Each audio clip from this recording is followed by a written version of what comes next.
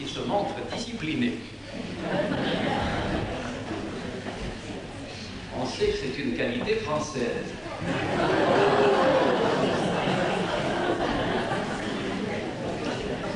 Eh bien, je vous invite à ouvrir la Bible dans l'Évangile selon saint Matthieu, au chapitre 20. C'est une parabole que nous allons lire et je voudrais vous recommander de bien regarder le texte, si vous avez l'écriture, de bien tendre l'oreille si vous ne l'avez pas. Chapitre 20 de l'Évangile selon saint Matthieu, verset 1er.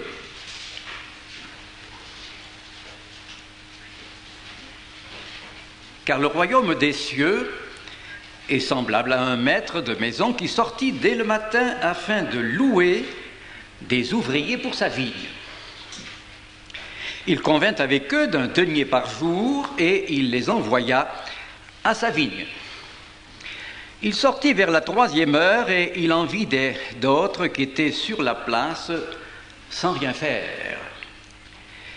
Il leur dit « Allez aussi à ma vigne, et je vous donnerai ce qui sera raisonnable. » Et ils y allèrent. Il sortit de nouveau vers la 6e heure et vers la 9e, et il fit de même. Étant sorti vers la 11e heure, il en trouva d'autres qui étaient là sur la place, et il leur dit « Mais pourquoi vous tenez-vous ici toute la journée sans rien faire ?» Ah, ils lui répondirent « C'est que personne ne nous a loués. »« Allez aussi à ma vigne, leur dit-il. » Et quand le soir fut venu, le maître de la vigne dit à son intendant « Appelle les ouvriers et paye-leur le salaire en allant des derniers aux premiers. » Ceux de la 11e heure vinrent et reçurent chacun un denier. Alors les premiers vinrent ensuite, croyant recevoir davantage, mais ils reçurent aussi chacun un denier. Et en le recevant, ils murmurèrent contre le maître de la maison, et ils dirent « Ces derniers n'ont travaillé qu'1 heure, et tu les traites à l'égal de nous qui avons supporté la fatigue du jour et la chaleur. » Alors il répondit à l'un d'eux « Mon ami, je ne te fais pas tort. N'es-tu pas convenu avec moi d'un denier? Eh bien, prends ce que tu as, ce qui te revient. Eh bien, va-t'en. Je veux donner à ce dernier autant qu'à toi. Ne m'est-il pas permis de faire de mon bien ce que je veux? Ou vois-tu de mauvais œil que je sois bon? Ainsi, les derniers seront les premiers et les premiers seront les derniers. » Avant d'aborder notre étude, je voudrais demander, est-ce qu'il faut que j'accroche cet appareil?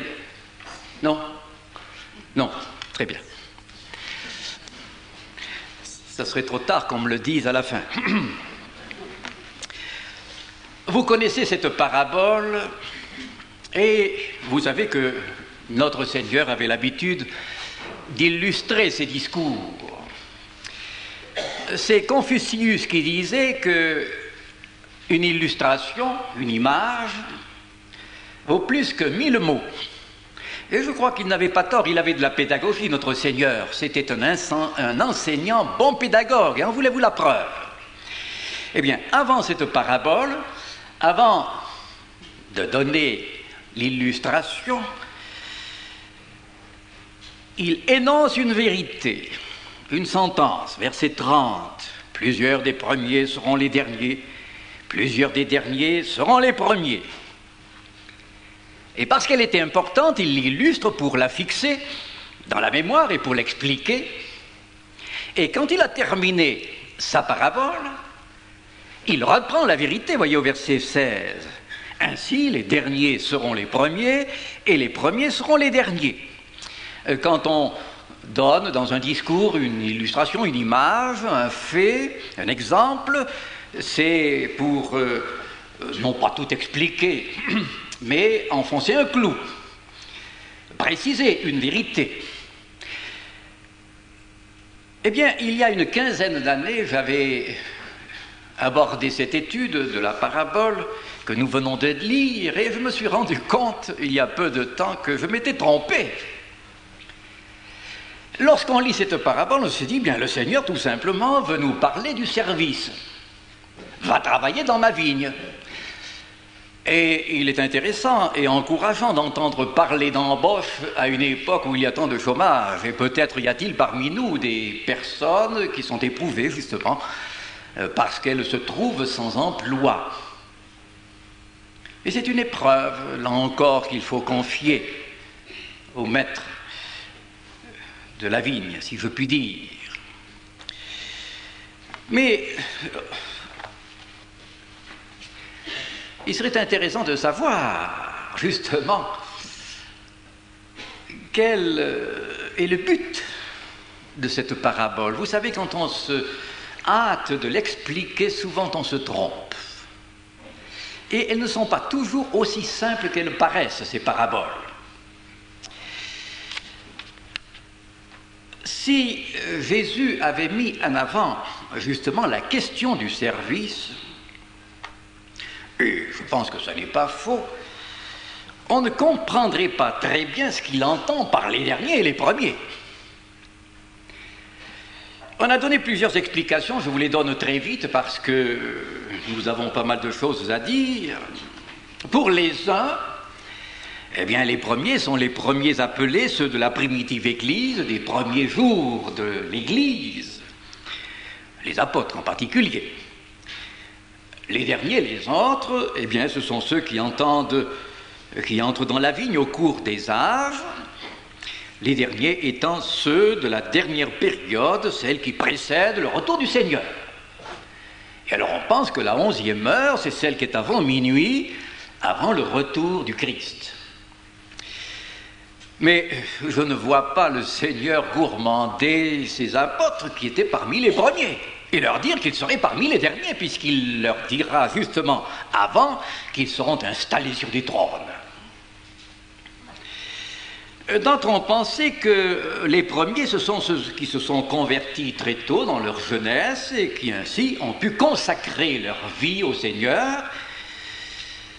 Et je pense au jeune homme riche qui disait que dès sa jeunesse, il avait observé les commandements de Dieu. Alors les derniers seraient les vieillards et qui ont juste le temps de faire quelque chose, mais fort peu. Mais qui, cependant, sont appréciés dans ce qu'ils peuvent faire. Je reconnais que c'est une grâce que d'être appelé dès le matin, dès les premières années de sa vie. Il vaut mieux faire une belle vie qu'une belle mort. Mais je ne vois pas pourquoi les jeunes qui se seraient convertis seraient ensuite parmi les derniers. Ce serait un encouragement, cette parabole, à se convertir à la dernière minute. Or, ça n'est pas dans la pensée du Seigneur. Pour d'autres, les premiers sont les grands de ce monde, les personnages riches, doués, honorés dans l'Église, qui donnent beaucoup et qui se donnent aussi beaucoup. Les derniers étant les humbles peu qualifiés, qui ont juste une mine ou un talent. Or, ce sont justement ceux qui n'ont qu'une mine et un talent qui encourent le déplaisir du maître. Ils seraient les premiers selon l'estimation des hommes et les derniers selon celle de Dieu. Je crois que nous nous égarons. Et beaucoup de gens, nous le répétons, pensent que la 11e heure, c'est 11 heures. Or, si vous lisez, par exemple, dans Jean au chapitre 11, vous apprenez qu'il y a 12 heures au jour, c'est-à-dire du lever au couchant du soleil. Et la 11e heure, c'est celle qui précède le coucher du soleil. Par exemple, la 6e, c'est midi, le milieu du jour, et la 12e heure serait environ 6-7 heures du soir. Cela dépend évidemment de la saison. Donc les ouvriers de la 11e heure sont tout simplement ceux qui se sont mis au travail juste avant le coucher du soleil. Et donc n'ont pu accomplir une œuvre importante dans la vigne du maître, sans doute. Mais pour comprendre cette parabole, il faut peut-être la regarder de plus près et faire peut-être une découverte. Les premiers ne sont pas contents parce que justement ceux qui n'ont commencé qu'à la 11e heure reçoivent un même salaire, un denier, le salaire d'une journée.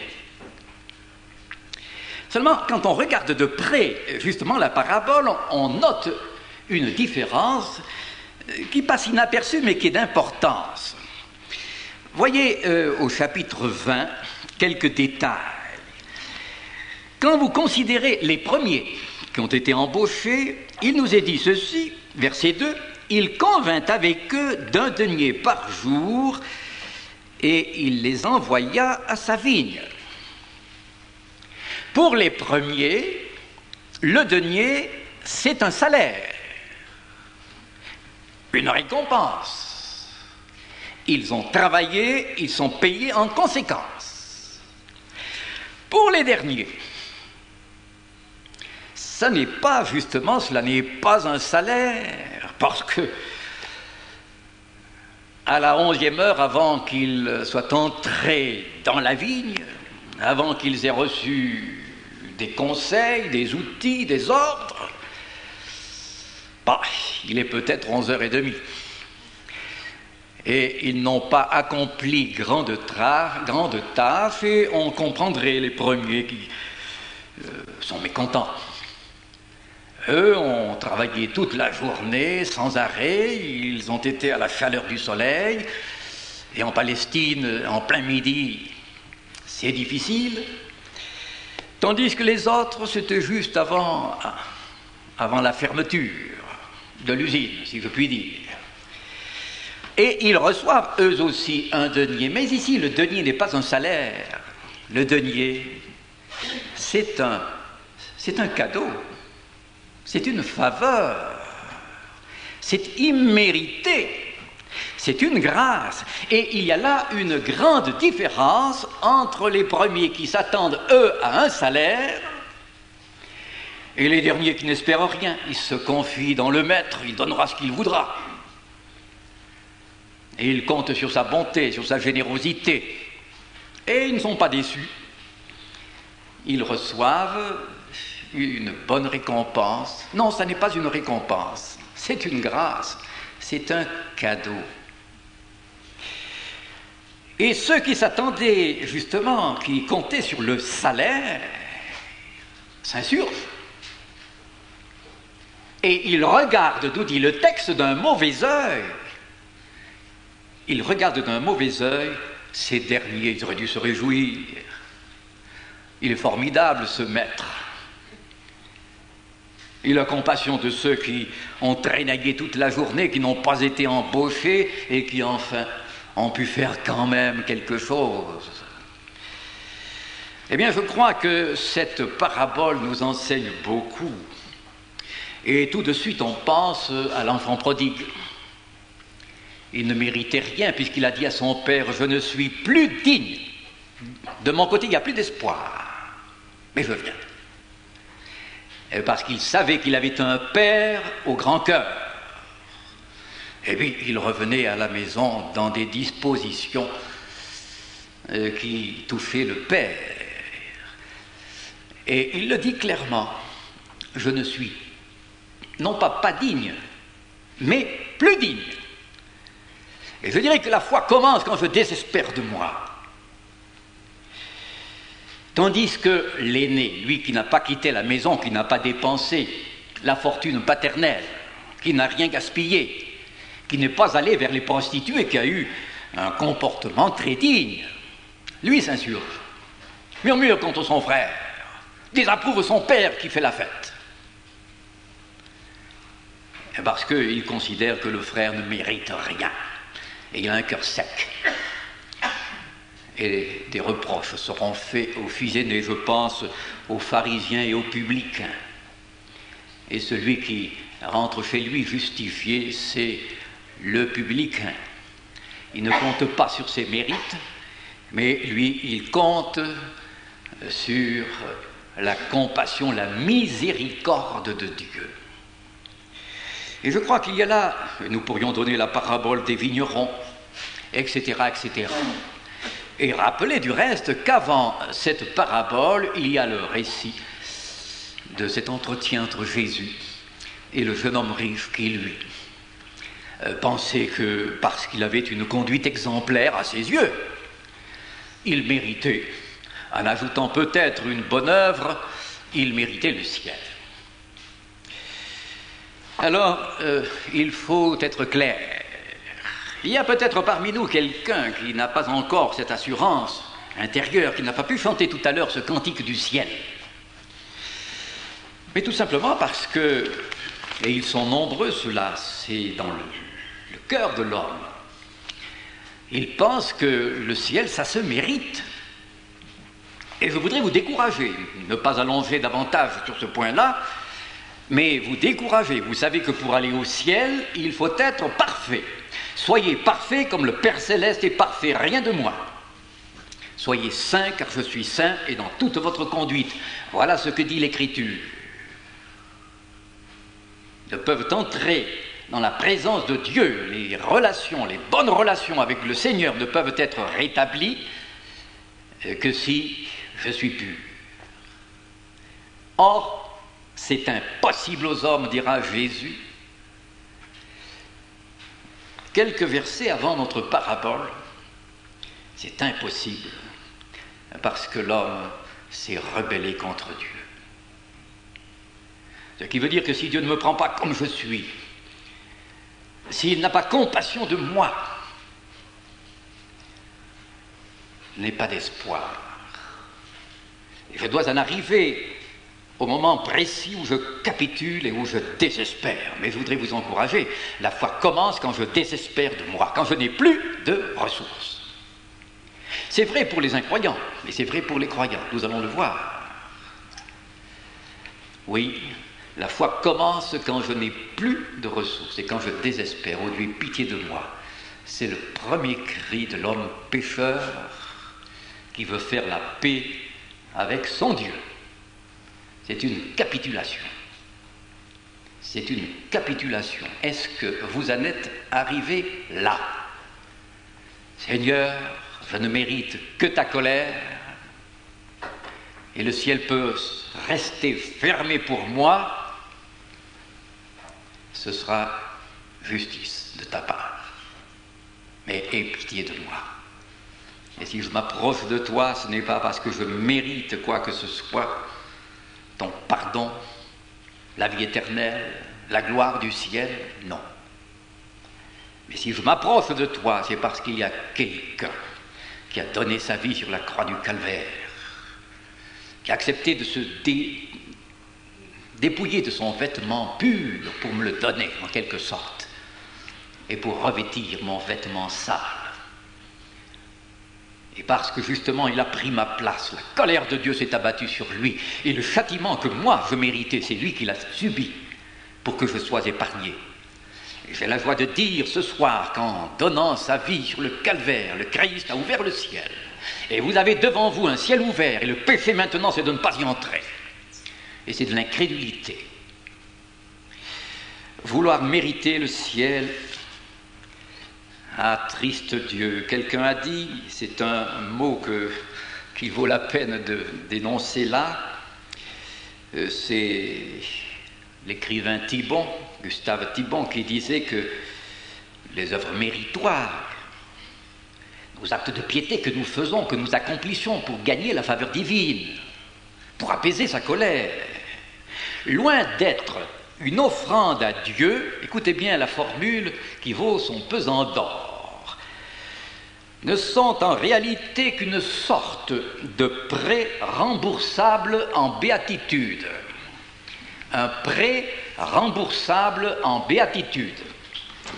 En tout cas, la monnaie du temps n'aura jamais cours dans l'éternité. Et peut-être doit-il y avoir ce soir quelqu'un qui capitule enfin et qui accepte de désespérer en disant « Oh Dieu, je n'ai aucune ressource et je ne mérite que ta colère. Mais je viens à toi tel que je suis. Prends-moi. » Et je sais que tu m'as tellement aimé, Seigneur, que tu es venu dans la personne de ton Fils pour emporter mon péché. Mais ce que je dis là à des jeunes, des hommes, des dames, des aînés, qui n'ont pas encore cette assurance du salut, cette paix du cœur,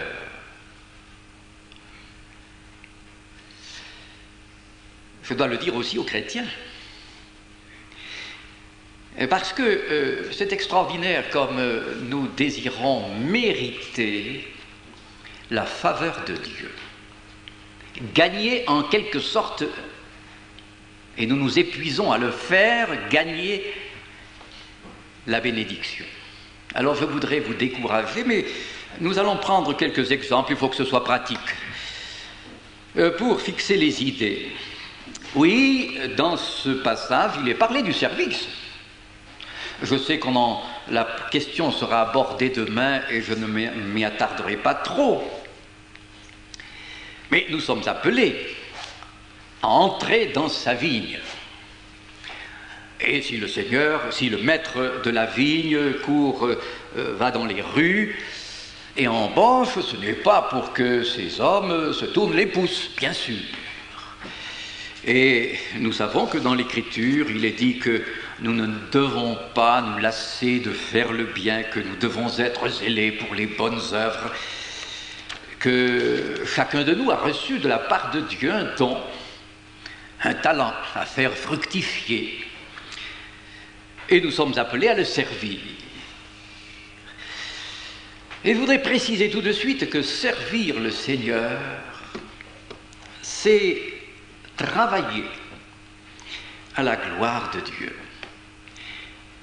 Je pense à Jésus qui, au soir de sa vie terrestre, avant la passion, a fait monter vers son Père la prière, la fameuse prière sacerdotale, et il dit justement, Père, je t'ai glorifié sur la terre, j'ai accompli l'œuvre que tu m'as donnée à faire, je t'ai glorifié sur la terre. Ma préoccupation, c'est de glorifier mon Seigneur à l'instar de Jésus, notre modèle par excellence. Je t'ai glorifié sur la terre. Oh, je sais qu'il y a parmi nous des chrétiens zélés qui se sont donnés déjà beaucoup à l'œuvre de Dieu. Que Dieu vous bénisse. Mais nous sommes, il faut le dire, nous sommes sur la terre encore.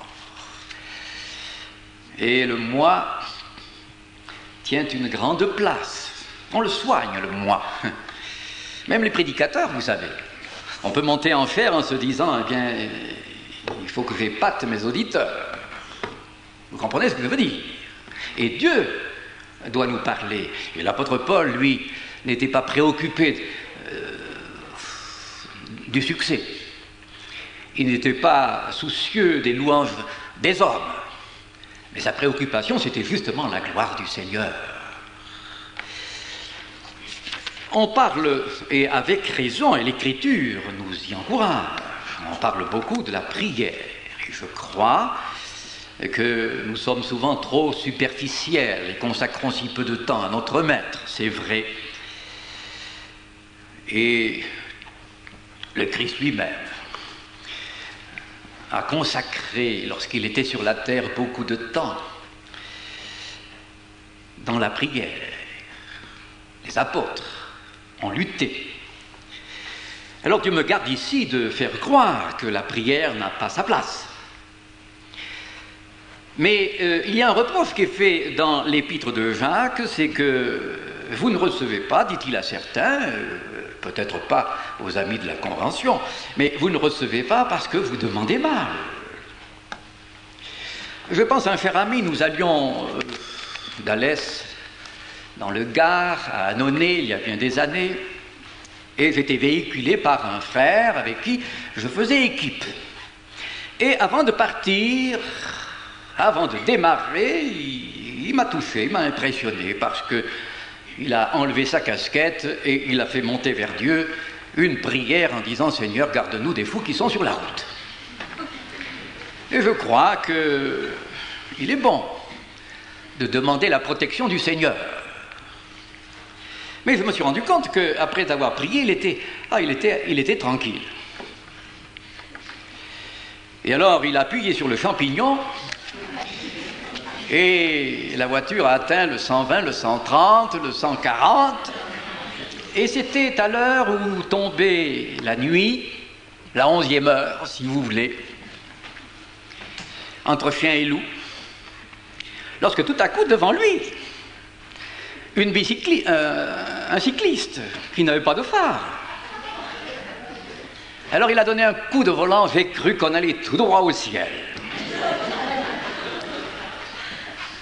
Et nous avions de la peine après à retrouver nos idées pour la réunion 1 heure plus tard. Alors je lui ai dit, mon cher ami, c'est très bien de demander la protection du Seigneur, mais tu vas trop vite, il ne peut pas te tenir pied.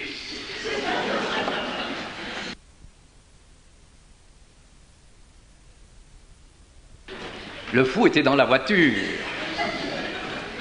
Mais ce qui m'avait frappé, c'est qu'après avoir prié, il était tranquille. Au fond, il mettait sa confiance dans sa prière.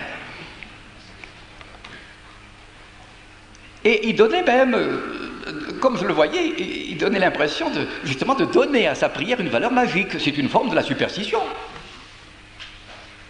Il était rassuré parce qu'il avait prié. Au fond, il regardait à lui-même, il regardait à son œuvre. Et il donnait une valeur méritoire, en quelque sorte, à sa prière. Je ne sais pas si c'est précis, mais je dirais que l'important, ce n'est pas la prière. Qu'est-ce qu'elles valent, nos prières? Nous ne savons même pas ce qu'il convient de demander, dit le chapitre 8 de l'Épître aux Romains, le chapitre de la victoire. Mais le Saint-Esprit nous aide. Ce n'est pas ma prière qui a de l'importance, c'est celui qui exauce la prière. Alors je vois parfois dans des circulaires, nous avons beaucoup prié, le Seigneur a exaucé. Je suis tenté de dire, comme on dit dans le Midi, pécaire.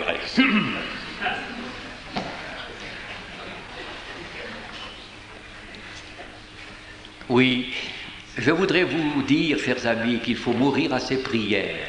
Vous avez compris? Oui.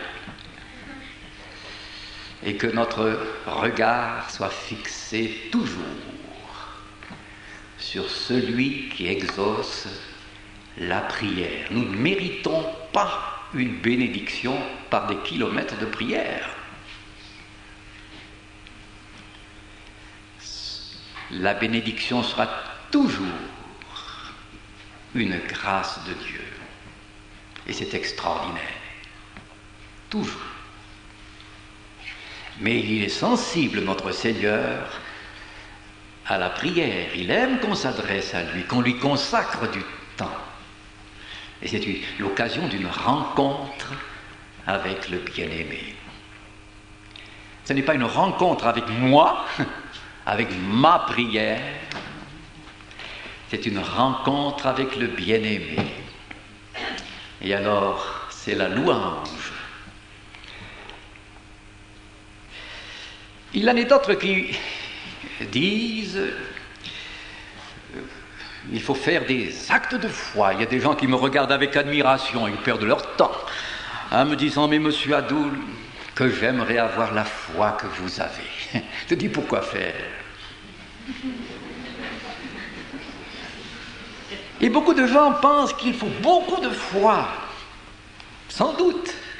Et le Seigneur Jésus était d'ailleurs sensible à la grande foi. Mais il faut savoir ce que c'est que la foi. Parce que beaucoup de gens ont foi dans leur foi. Je ne sais pas si vous me comprenez. Foi, F-O-I, bien entendu. Ils mettent leur confiance dans leurs actes de foi. J'ai fait un acte de foi, et alors le Seigneur va bénir. Et je pense à des jeunes qui avaient décidé, qui avaient dit, Seigneur, donne-nous des âmes, et nous croyons que tu nous donneras ce soir des conversions. Et alors ils faisaient durer l'appel, parce que les conversions ne venaient pas. Et puis quand même, Dieu avait répondu à leur foi, mais ils ne l'ont vu que le lendemain. Le danger serait de placer notre confiance dans nos actes de foi, dans notre foi, ce qui veut dire que nous plaçons alors notre confiance en nous, en moi. Vous savez, le moi est énorme. Alors il faut encore la mourir à sa foi. Et vous savez ce que c'est que la foi? Ce qui importe quand vous regardez l'Écriture, nous n'avons pas le temps, mais ce qui compte, ce n'est pas la foi, mais c'est celui qui est l'objet de la foi. Il est parlé de la foi au Seigneur Jésus. C'est ce regard sur le Christ, cette confiance qui est placée dans la personne du Seigneur. Alors je dirais que le regard est sur Jésus, non pas sur ma foi. Alors je serais tenté de dire qu'il ne faut pas beaucoup de foi, mais beaucoup du Seigneur. Je ne sais pas si c'est juste. Peut-être c'est une hérésie. Mais en tout cas, que nos regards, que mon regard soit fixé sur le Seigneur. Et alors là, je ne serai jamais déçu.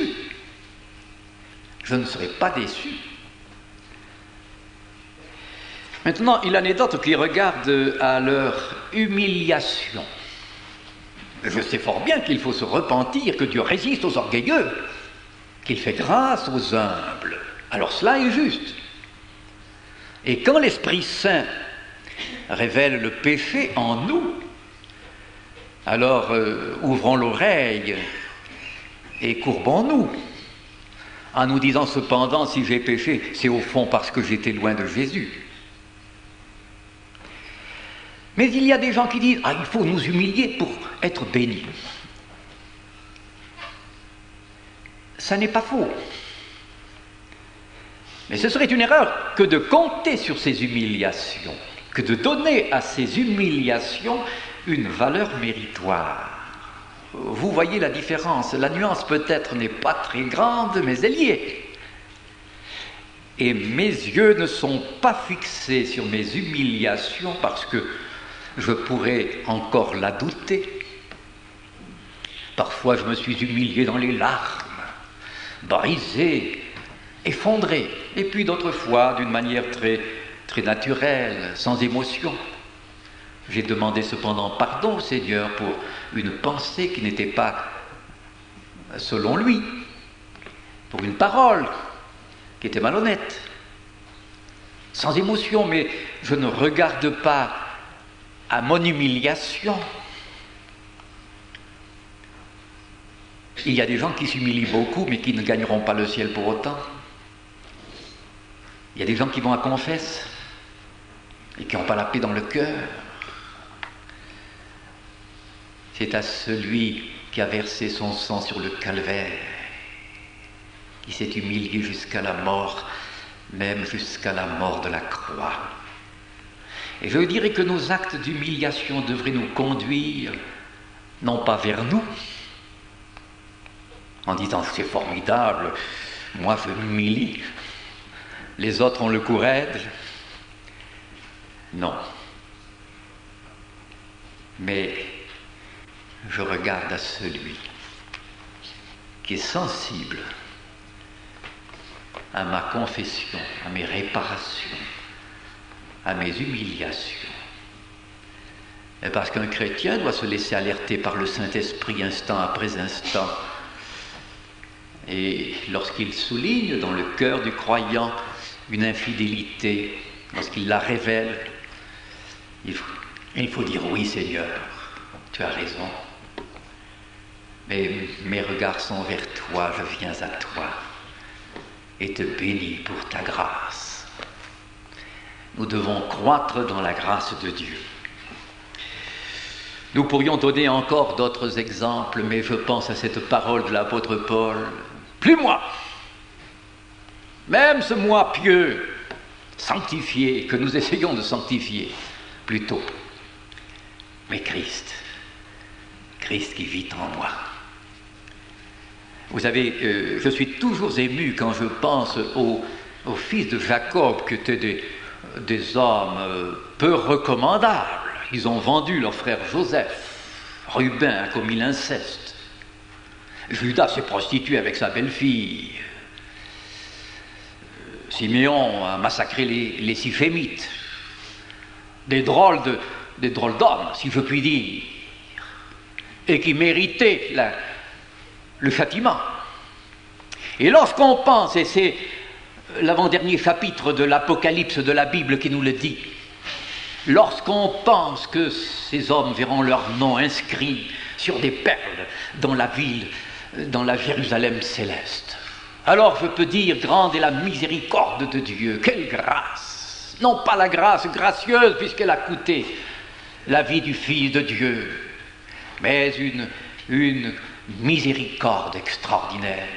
Et nous devrions ce soir éclater dans les larmes, parce que nous n'avons pas su reconnaître l'immensité de la grâce, de l'amour, de la miséricorde de Dieu. Et tel jeune ou tel aîné qui a douté de cet amour devrait se courber ce soir, s'humilier et dire: oh Dieu, aie pitié de moi. C'est vrai, ta compassion est infinie et ta miséricorde n'a pas de limite. Maintenant, je voudrais préciser une autre chose, il faudrait en préciser d'autres, mais servir, c'est construire. Je ne dirai pas tout sur le service, mais je souligne certains points qui me paraissent importants.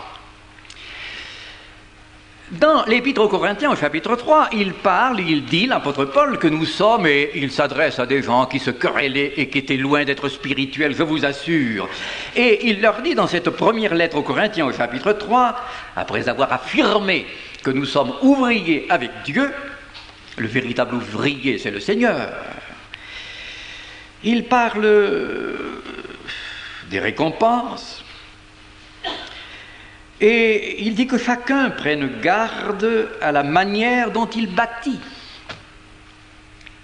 sur le fondement qui est le Seigneur. Nous sommes appelés à construire et il n'y a rien qui attriste autant notre Dieu que de diviser et que de détruire ou démolir. Nous sommes appelés à construire, pas avec n'importe quoi. Continuez de lire ce passage. On peut bâtir avec du chaume, avec du bois, et cela sera consumé, ou bâtir avec de l'or, de l'argent, accomplir les œuvres que Dieu a préparées d'avance, c'est vrai.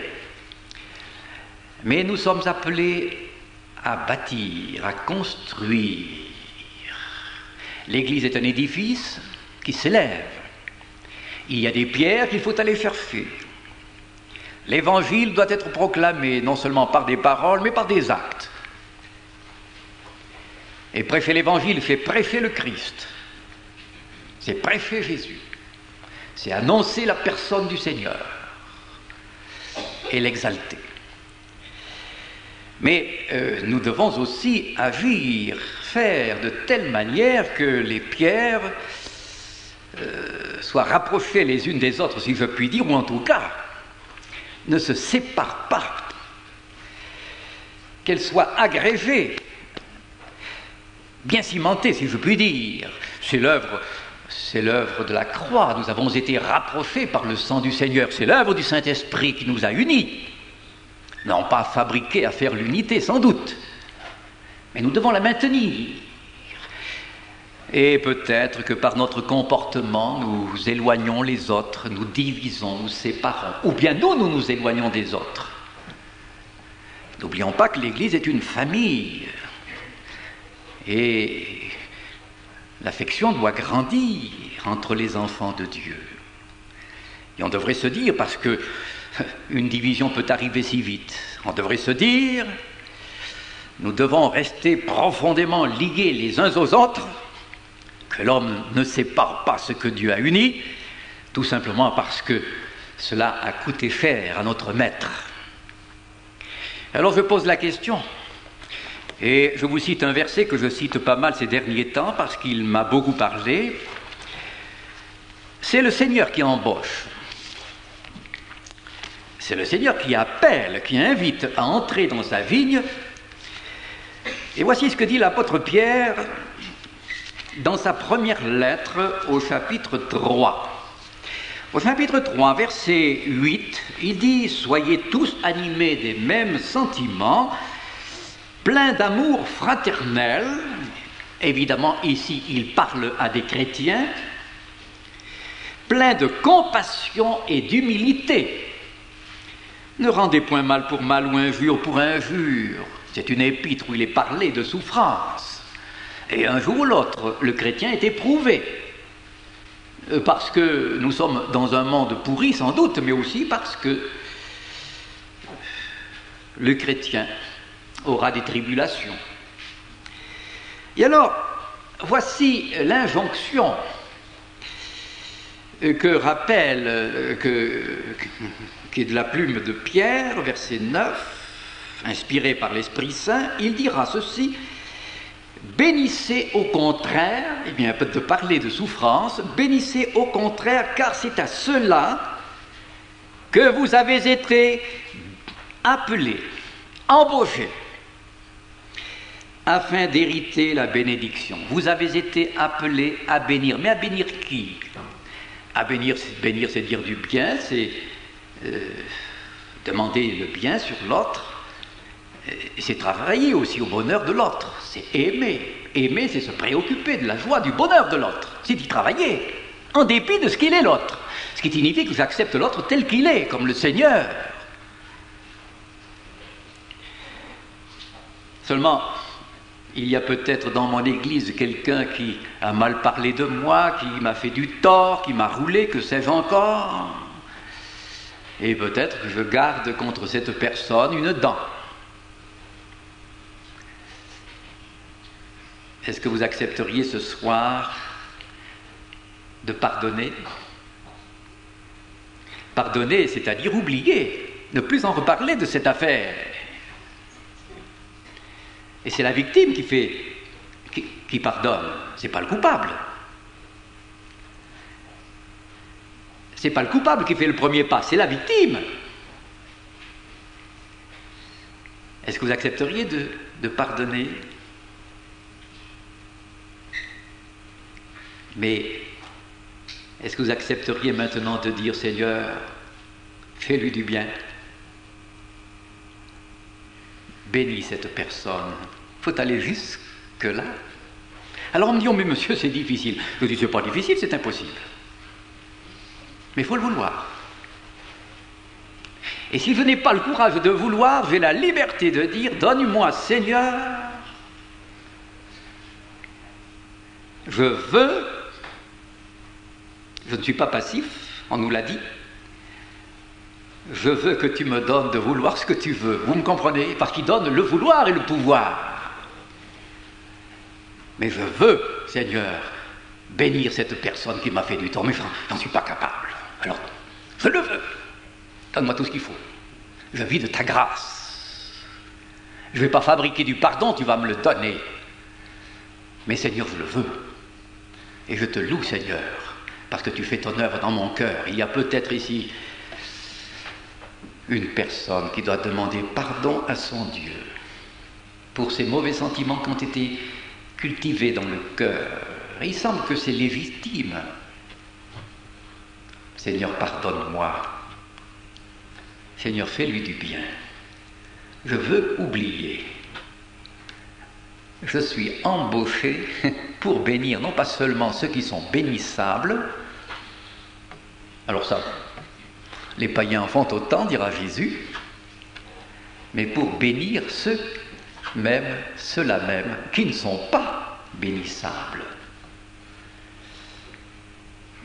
Et il n'y a rien qui touche autant l'autre qu'une telle attitude. Et tôt ou tard, elle porte du fruit. Et je pourrais donner des exemples, mais je vois que l'heure est arrivée. Rappelons-nous en tout cas ces deux points on pourrait en souligner un troisième: servir le Seigneur. Comme on en parlera demain encore, je n'allonge pas, mais sans idée de mérite.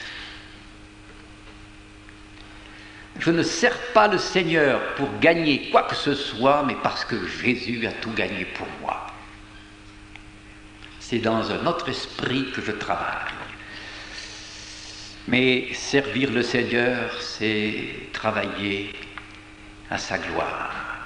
Père, je t'ai glorifié. Faites tout pour la gloire de Dieu. Préoccupés de la grandeur de notre Seigneur, que nous verrons un jour dans le face-à-face. Lui qui est souverain, infiniment grand et miséricordieux. Et puis servir ses bâtis.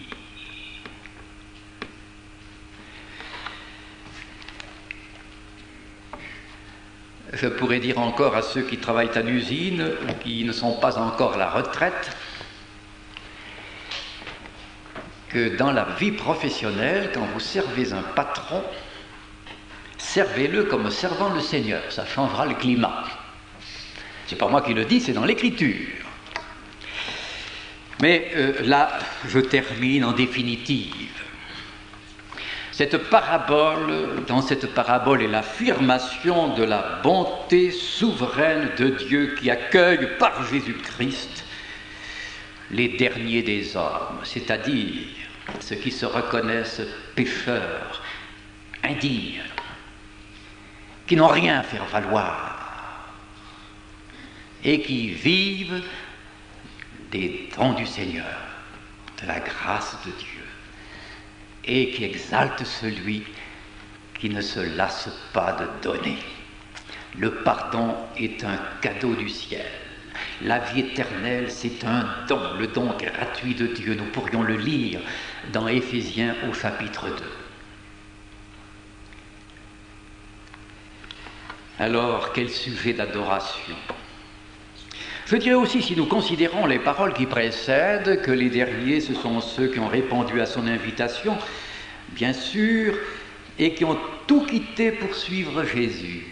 Et c'est l'apôtre Pierre. Mais peut-être l'apôtre Pierre se mettait-il un peu en avant. Et c'est pour cela que le Seigneur énonce la parabole. Ce sont ceux, dit-on, avons-nous dit, qui répondent à l'invitation à entrer dans la vigne. Et peut-être que les premiers, c'était le peuple d'Israël. Les pharisiens en particulier, qui comptaient sur leur piété, sur l'observation de la loi, sur leur mérite.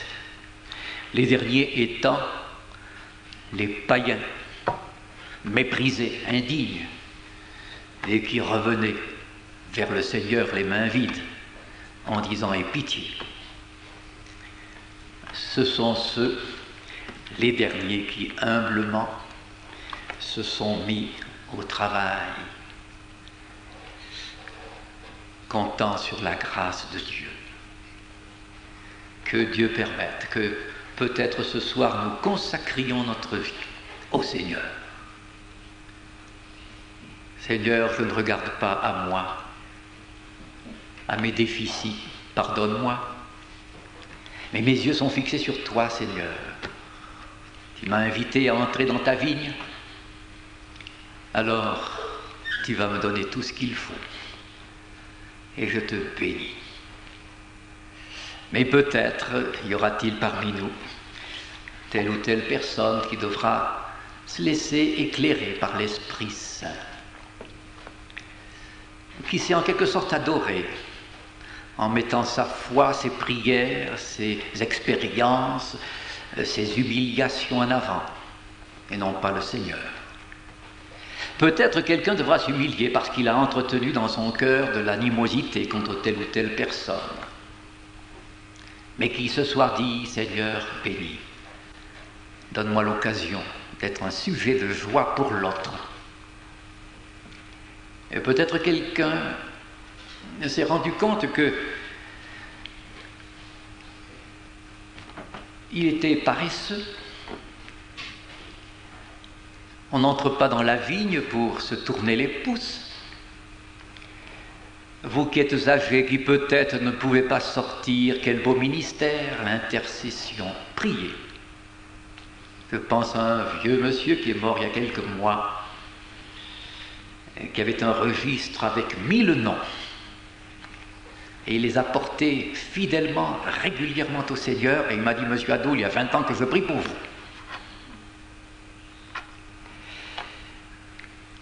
Peut-être y a-t-il des jeunes qui se consacreront aux enfants, aux vieillards. Il y a des visites à faire.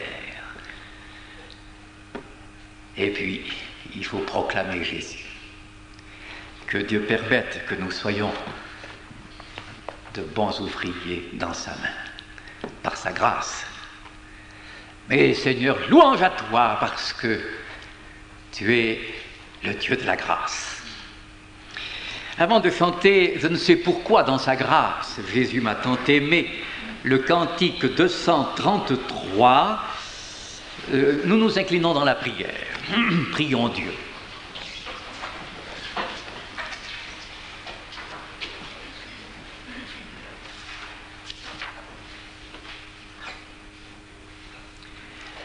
Notre Dieu, notre Père, nous te bénissons parce que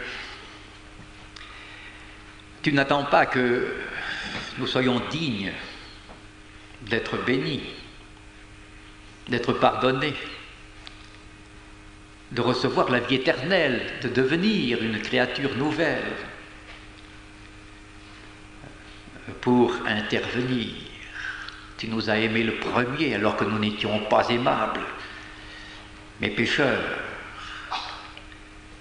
Oh, sois béni, Seigneur, pour ta miséricorde.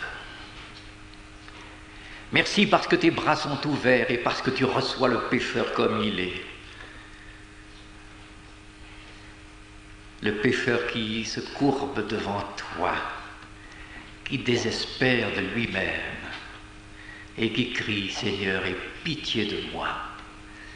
Je veux vivre une vie nouvelle, mais j'en suis incapable. Je viens à toi. Oh, permets qu'il y ait ce soir quelqu'un qui, se détournant de lui-même, vienne à toi pour recevoir ton salut par le sang de la croix. Mais je te prie pour tes enfants qui sont ici et je suis dans le lot, bien sûr. Seigneur, pardonne-nous de croire en nous tant de fois. D'avoir les yeux fixés sur nous, sur nos actes, sur nos prières ou que sais-je encore. Parce que lorsqu'on se regarde, on ne te voit pas. Mais Seigneur, nous te bénissons parce que tu es celui qui exauce la prière, tu es celui qui est le consommateur de la foi. Seigneur, tu es celui qui pardonne à qui s'humilie. Tu es celui qui donne la victoire à qui se confie en toi. Oh, gloire à ton nom, Seigneur. Et nous voudrions être dans ta main de bons ouvriers. Seigneur, dispose de nous, que notre vie te soit donnée. Et que nous soyons de ceux qui bâtissent. Nous savons que ceux qui divisent n'hériteront pas le royaume des cieux. Diviser est une œuvre de la chair. Tu le dis dans Galates 5. Mais nous voulons construire, travailler à rapprocher tes enfants, en particulier de toi. Oui, Seigneur, sois béni, et sois béni pour ta parole, pour l'écriture, pour ces pages inspirées. Et sois béni pour ta miséricorde et ton pardon et ta fidélité. Toi, le grand Dieu du ciel, le Dieu souverain, le Dieu qui fait grâce. Et maintenant, nous te demandons de nous diriger dans les instants de prière que nous aurons tout à l'heure. Et puis nous te demandons aussi de nous préparer pour demain, que ce dimanche soit un beau jour de fête, où nous aurons l'occasion de chanter ta gloire. Et une occasion aussi de faire un pas de plus dans ton chemin. Seigneur, accorde un bon repos à chacun, bénis les amis qui s'occupent de nous, les responsables de l'œuvre ici, à la cuisine aussi, nos amis, le personnel, nous te demandons les jeunes étudiants, nous te les confions, Seigneur, en te demandant de les bénir. Et puis nous te confions nos foyers, nos enfants, nos familles que nous avons laissés peut-être. Nous te confions les communautés, les églises que nous représentons. Visite-les, Seigneur.